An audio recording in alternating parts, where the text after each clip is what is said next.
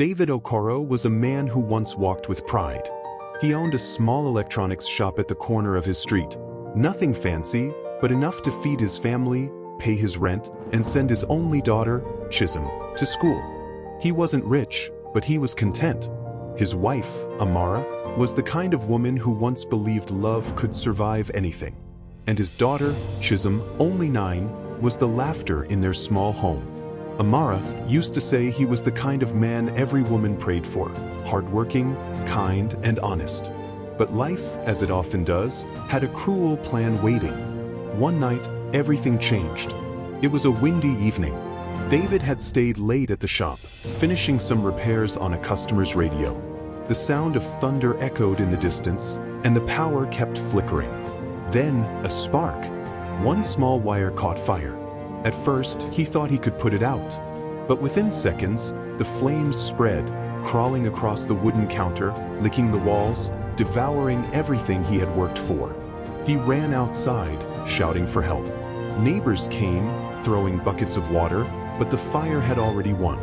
By the time it was over, the shop was gone, reduced to ashes. David fell to his knees, watching the smoke rise into the night sky.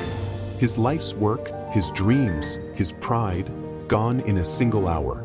He whispered, "God, what did I do to deserve this?"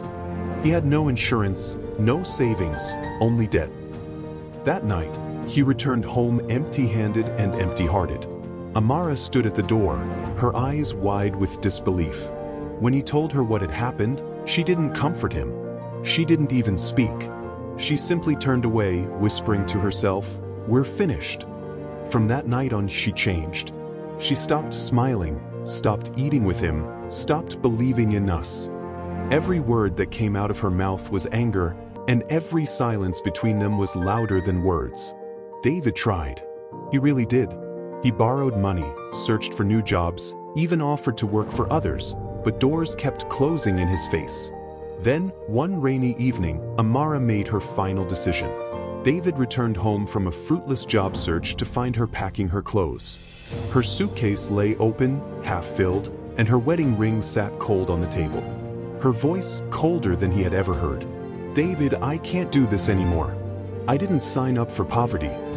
David's heart shattered. He begged her not to go, his voice shaking, his heart breaking, but Amara wouldn't look at him. "I deserve better, I am too beautiful to suffer," she said bitterly. And when David told her they would rebuild together, she whispered, "I'm tired of rebuilding dreams that always collapse." Then she walked out. Their 9-year-old daughter, Chisholm, stood in the doorway, clutching her teddy bear. Her small voice trembled as she asked, "Mummy, where are you going?" Amara turned for just a second, eyes glistening with tears, and said, "I'll be back soon." But she never came back. When the door closed, silence filled the house like death itself. David sat on the cold floor, holding Chisholm in his arms as she cried. He didn't know what to say.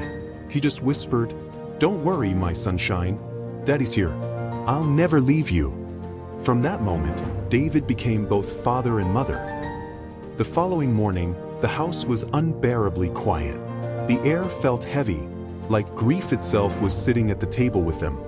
David forced a smile for his daughter and told her mother had gone to visit her aunt. But each night, when Chisholm asked when she would return, he found new lies to replace old ones. He couldn't bear to tell her the truth, not yet. With no shop, no savings, and no wife, David's world collapsed. Days turned into a slow blur of survival. He sold everything he had. His television, his wristwatch, even the little generator that once powered his shop. And when there was nothing left to sell, he turned to the streets. David began hawking pure water under the scorching Lagos sun. "Pure water! Cold pure water!" He shouted until his throat went dry and his feet ached, but he refused to give up. Each evening, he came home with a few crumpled Naira notes, just enough to buy food. He always let Chisholm eat first, pretending he wasn't hungry. When she asked why, he smiled and said, "Daddy already ate, my sunshine." But in truth, he hadn't eaten in days. But one night, the universe tested him again. Chisholm fell sick. Her small body burned with fever, her breaths short and heavy. David panicked. He had no money left. He searched every corner of the house. Nothing. No money, no food, not even a coin. He ran to his neighbor's door, knocking desperately. "Mama F, please. My daughter is dying. I just need 500 naira for drugs." The old woman looked at him, soaked, shivering, eyes red from crying, and handed him the money. He didn't say thank you. He couldn't. He ran through the rain to buy medicine, whispering prayers with every step. Back home, he sat beside his daughter all night, pressing a wet cloth to her forehead, whispering, "God, please, don't take her from me. She's all I have left." As the night stretched on, her breathing slowed. Her tiny hand slipped from his. David shook her gently. "Open your eyes." She didn't move. Tears rolled down his face as he pulled her close, whispering her name over and over. When life takes everything from a man, sometimes even his faith begins to fade. For more twisted, emotional, and inspiring stories, hit that subscribe button and stay connected with Silent Battles Hub.